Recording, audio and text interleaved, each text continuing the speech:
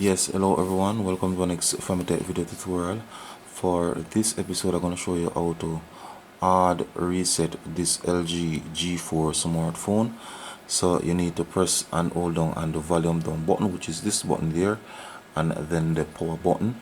Now once it powered up, then you're going to release off the power button for about 1 to 2 seconds and then continue hold it and then press it again and hold while holding down the volume down. So hold down the volume down button.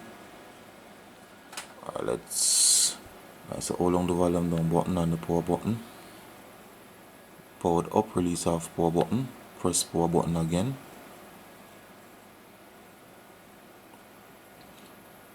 So I'm waiting for that reset screen to come up. So continue holding down on both buttons. Right, so this is the screen you want to come up. Use the volume down to go down to factory data reset. Gonna use the power button to choose. Use volume down to go down to yes.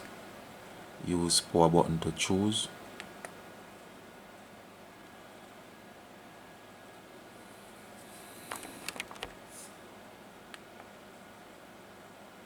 So you're gonna use the power button to choose yes.